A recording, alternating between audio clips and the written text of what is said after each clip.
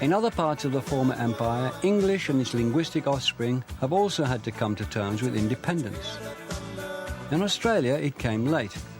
The election of the Whitlam government in 1972 rode a wave of nationalism. Australia began to look back towards Britain less than it looked forward to its own future as a multicultural country. 4 years later, the first Australian dictionary to be compiled in Australia reached the bookshelves, helping to legitimise the language and showing that Australia had cast off its cultural cringe and was ready to revel in its own distinctive language. This is the Macquarie Dictionary.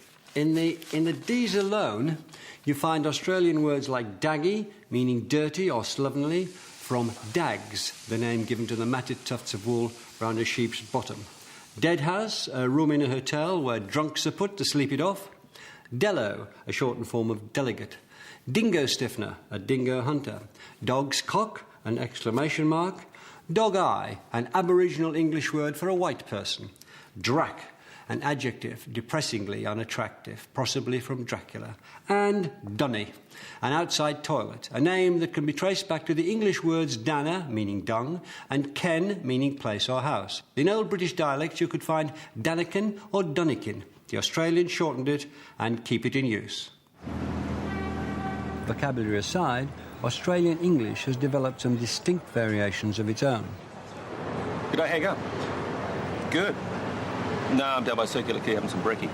I think there are two features that really earmark Australian English, at least for me. One is the abbreviations, the Australian love of shortenings, so that a word, if it's not already a single syllable, gets reduced to a single syllable, and then an ending is bunged on, E ending or an O ending.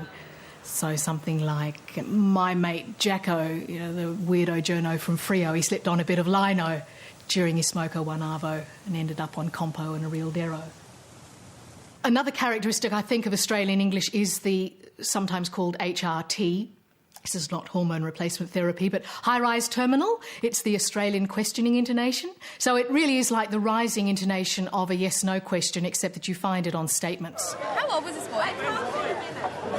He's 24 now. Was it Phil? Yeah. No, what did she say? Well, I called her the Savo and... Here in Australia, you encounter quite, well, amused, probably even hostile reactions now to British received pronunciation, Queen's English. People find them affected now and they're wanting much more to speak Australian English. Hey, you see this fellow over here? It's his Bucks party? Gone. No more.